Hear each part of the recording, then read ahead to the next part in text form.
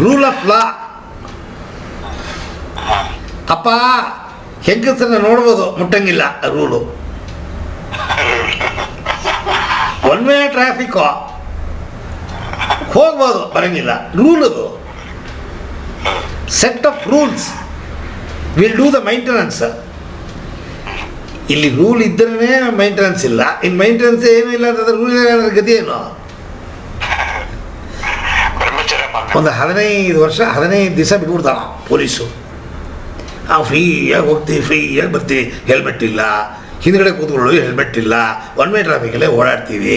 ಅದು ಟ್ರ್ಯಾಕ್ ಹಾಕಿದ್ದಾನೆ, ಟ್ರ್ಯಾಕಲ್ಲಿ ಹೋಗಲ್ಲ, ಅಲ್ಲಿ ಸಿಗ್ನಲ್ ಎಲ್ಲೋ ವೈಟು ಬ್ಲೂ ಎಲ್ಲ ಇರುತ್ತೆ, ಅದೆಲ್ಲ ಫಾಲೋ ಮಾಡಲ್ಲ.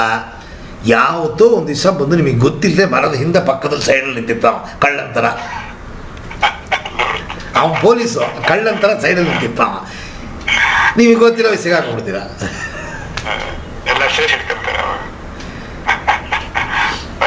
ಆ ರೀತಿ ಇಲ್ಲಿ ಸೆಟ್ ಆಫ್ ರೂಲ್ಸ್ ಕೊಟ್ಬಿಟ್ಟಿದ್ದಾವ. ಎಲ್ಲಿ? ಸ್ವರಯೋಗದಲ್ಲಿ ನಮಗೆ ಗೊತ್ತಾಗುತ್ತೆ. ಸಂಡೇ ಅಂದರೆ ಬಲಭಾಗ ಎಡಭಾಗ ಏನೋ ಒಂದು ರೂಲು. ಅದನ್ನು ಚೇಂಜ್ ಮಾಡೋದು ಹೇಗೆ ಬೇರೆ ಹೇಳ್ಕೊಟ್ಬಿಟ್ಟಿದ್ದೀನಿ ನಾನು.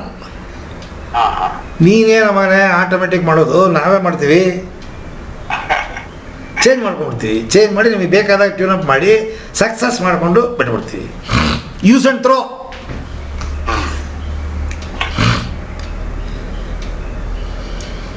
ಬೆಳಗ್ಗೆ ಸನ್ರೈಸ್ ಎದ್ದಿದ ತಕ್ಷಣ ಭಾನುವಾರದ ದಿವಸ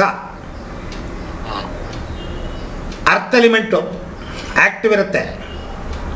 ಇದೆಲ್ಲನೂ ಸನ್ರೈಸ್ ಟೈಮಲ್ಲಿ, ಅಂದರೆ ಸೂರ್ಯ ಉದಯ ಆಗೋ, ಇನ್ನೇನು ಉದಯ ಆಗ್ತಾನೆ ಆ ಸೂರ್ಯ ಅಂತ ಅನ್ನೋ ಟೈಮಲ್ಲಿ ನೀವು ಅಂದರೆ ಸೂರ್ಯ ಹುಟ್ಟೋದ್ರ ಬದಲು ನೀವು ಎದ್ದಿರಬೇಕು ಅಂತ ರೂಲು. ಇಲ್ಲವಲ್ಲ, ಸೂರ್ಯ ಹುಟ್ಟೋದ್ರ ಮುಂಚೆ ಯಾರು ಎದ್ದೇಳ್ತಾರೆ?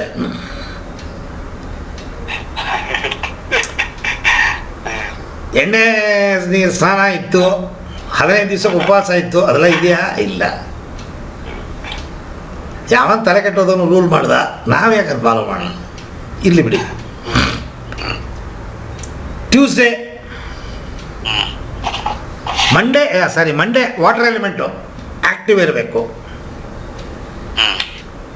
Tuesday fire element. Wednesday earth element. Thursday air element. Friday fire element.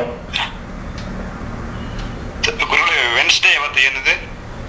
Wednesday earth element ಅಲ್ಲ ನೋಡಿ. Sunday earth, Monday water, Tuesday fire, ತಿರುಗಿ ವೆನ್ಸ್ಡೇ ಅರ್ತ್ ಎಲಿಮೆಂಟು. ರಿಪೀಟ್ ಆಗುತ್ತೆ. 7 ದಿನ ಅಲ್ಲ, ಇದು ಪಂಚಭೂತಗಳು 7 ದಿನ ಬರಬೇಕೆ. So Thursday air element, Friday fire element, repeat ಆಯಿತು. Saturday space element.